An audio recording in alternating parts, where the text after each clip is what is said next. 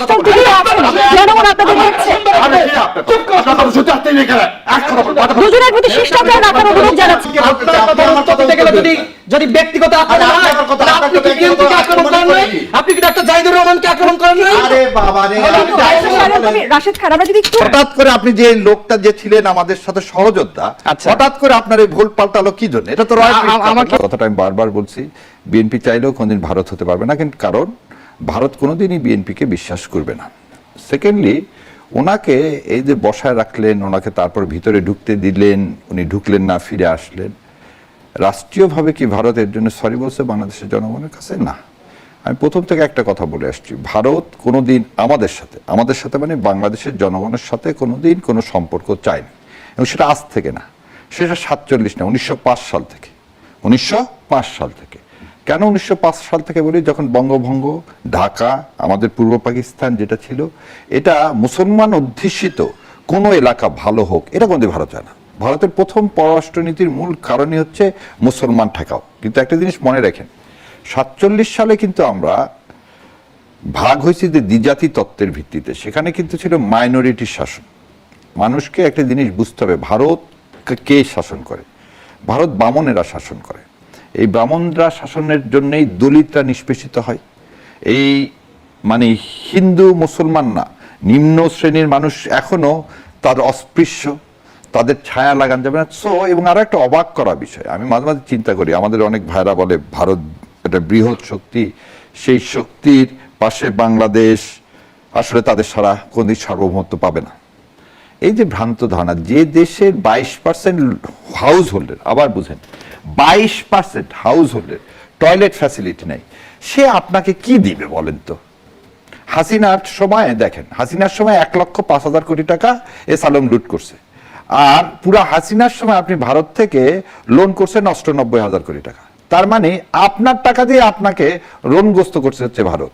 এই হচ্ছে ভারত। ভারত কোনোদিন আপনার বন্ধু ছিল না, আজও নাই, আগামীতেও থাকবে। কিন্তু ডাক্তার জাহিদুর রহমান যে প্রতিক্রিয়া দেখিয়েছে, সেটাকে কিভাবে মূল্যায়ন করবেন? তিনি রাষ্ট্রীয় প্রটোকল আমরা দেখেছি যে প্রত্যাখ্যান করে দেশে ফিরে এসেছেন কঠোর অবস্থান এবং আত্মসম্মান নিয়ে, সেই বিষয়টিকে কিভাবে মূল্যায়ন করবেন? শোনেন, আত্মসম্মানটা আগের দিনে বিকায় দিছে।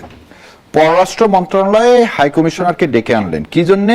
জাহিদুর রহমানকে ফিরিয়ে দেওয়ার জন্য। আর যে লোক বাংলাদেশকে এক করে দিতে চাইলেন, ত্রিবেদী, তাকে ডাকার আপনার সাহস হলো না। এখন পর্যন্ত বিএনপি না সংসদে না বাইরে এ নিয়ে একটা স্টেটমেন্ট চাইছে না ব্যাখ্যা চাইছে। উনি কে আমাদের 20 কোটিকে একসাথে করার? উনি কে? শোনেন, একটা কথা বারবার বলিস, দীনেশ ত্রিবেদী জানা উচিত। যে আজকে দেখলাম একটু আগে একজন বলছে যে রংপুর বিভাগকে এক করে না, করেন না ভাই, কত ধানে কত চাল পারবেন, বহুত চেষ্টা করছেন তো। আমরা কাশ্মীরের মতো আপনি নিতে পারবেন এটা ঠিক না, আমরা ডোকালাম নিয়ে নেব। আপনি যদি এই দীনেশ বাবু 20 কোটি, আপনার সাথে যাবো কেন? গেলে চায়নার সাথে যাবো, বারবার বলছে চায়না পাকিস্তানের সাথে যাবো, আপনার সাথে যাবো কেন? সো আপনার নিজের দেশ আগে ঠিক করেন, তারপর আমাদেরকে এক করতে এসেন। আর এক করার, শোনেন, ভারত আমাদেরকে কখনো এক করতে পারবে না, এবং সেটা পারবে না। মিলিটারি পাওয়ার যদি ভারত আমাদেরকে করতে দেয়, ভারত টুকরো টুকরো হয়ে যাবে। কারণ ভারত আমাদের দিকে আগালে চীন এবং পাকিস্তান আগাবে, এবং চীন এবং পাকিস্তান আগালে ভারত 17 টুকরা হয়ে যাবে। সো ভারত মনে হয় এতখানি বোকা না, এটা করবে। ভারত সবসময় কি চায়? এখানকার মানুষকে ভয় দেখিয়ে, এবং এখানে যারা ক্ষমতায় থাকে তাদেরকে তাদের নিজের হাতে নিজের স্বার্থে ব্যবহার করার জন্য। এবং যেটা দেখতেছি আমরা, বিএনপিও বারবার ভুল করতেছে, সেজন্য মাসুল দিচ্ছে। যখনই ভারতের পক্ষে কথা বলবে তখনই মাসুল দিতে হবে, এবং এই মাসুলটা মানে মাননীয় প্রধানমন্ত্রী। শরীয়র কবির, বিএনপি কি ভারতের পক্ষে কথা বলছে? ভারতের বিপক্ষে কথা বলার মতো এখন একটা পর্যন্ত দেখিনি, কারণ ভারত তাকে ক্ষমতায় বসাইছে। দীনেশ ত্রিবেদী যখন এত বড় একটা দুঃসাহসিক কথা বলে, উনি তো পরের দিনে দীনেশ ত্রিবেদীকে পাবে না। ভিত্তি কি যে ভারত বিএনপিকে ক্ষমতায় বসিয়েছে? আজ পর্যন্ত 3-4টা ভিত্তি, আজ পর্যন্ত কোনো উত্তর কেউ দিতে পারেনি। আনন্দবাজার পত্রিকায় কেন সে রিপোর্ট প্রকাশ হলো সে বিষয়ে কোনো আজ পর্যন্ত টিল ডেট দিতে পারেননি। কি অদৃশ্য শক্তির জন্য বললেন মাননীয় প্রধানমন্ত্রী সেদিন, যা আমার দেশে ফেরা আমার হাতে না, বলতে পারেননি।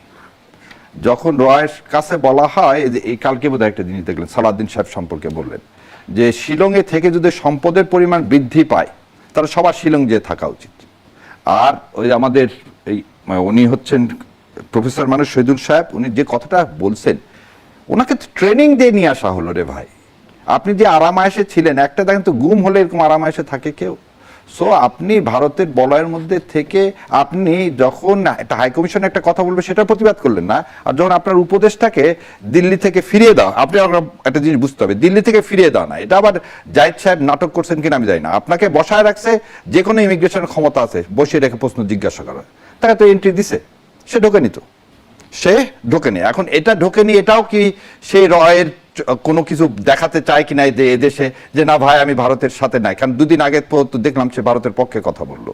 সো আমরাও যখন তাকে এজেন্ট বলি সেটা হয়তো মিথ্যা প্রমাণের জন্য এই নাটক করতেও পারে।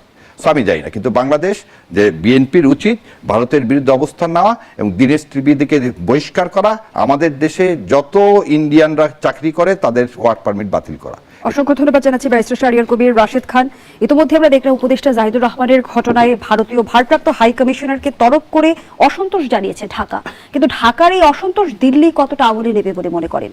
শাহরিয়ার ভাইয়ের কথাগুলো শুনছিলাম, তিনি ভারতের বিরুদ্ধে বলছিলেন।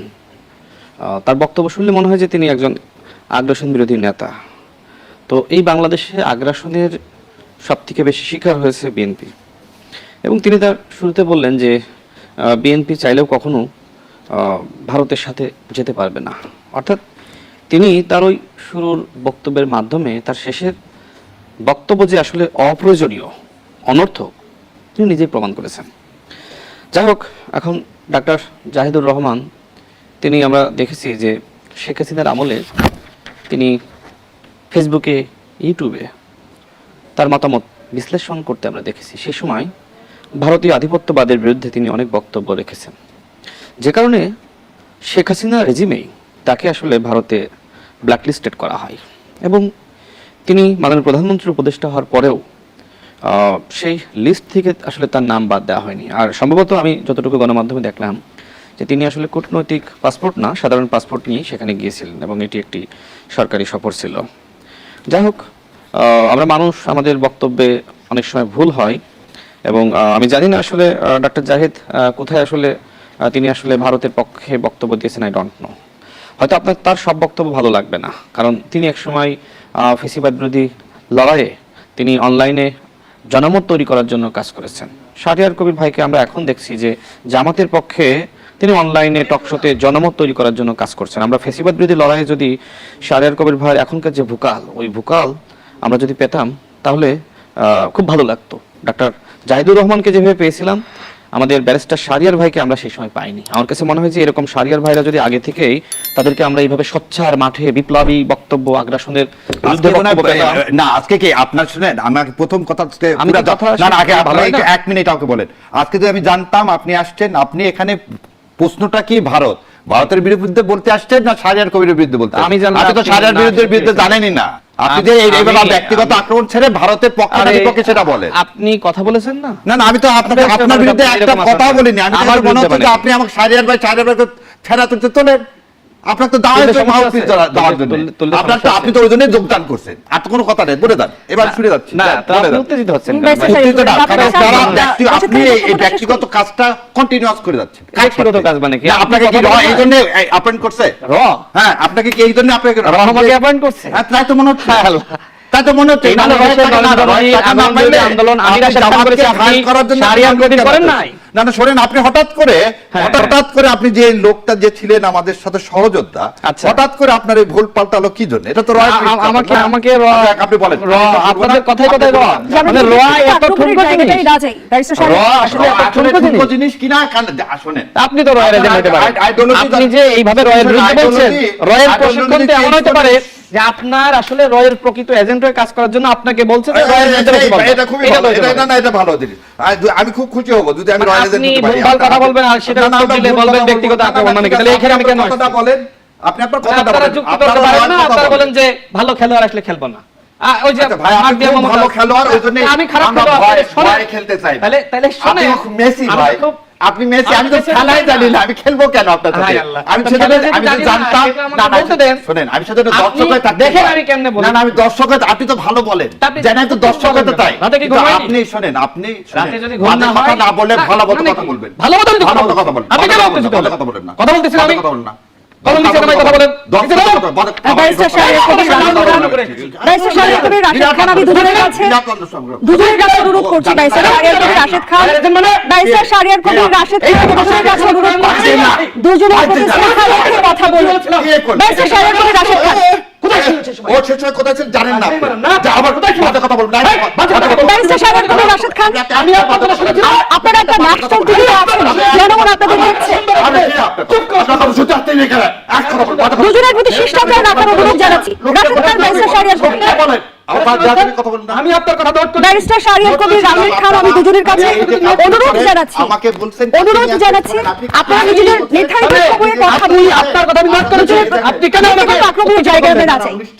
আমি কি তার কথার সঙ্গে কথা বলেছিলাম? ব্যক্তিগত আক্রমণের জায়গায় আমরা না যাই। দুজনের আমি তার কথা দেখে আমরা কথা আমি তার কথা বলি। আপনাদের কাছে তো এতটুকু আপনাদের কাছে তো এতটুকু এক্সপেকটেশন দর্শক আমি তো তার কথা আমি নোট করেছি, তাই না? আপনারা যখন কথা বলেন তার মধ্যে আমাকে কেন রয়ের এজেন্ট বললেন? দেশের প্রতি আছে, কেন রয়ের এজেন্ট বললেন? জনগণের প্রতিও আছে।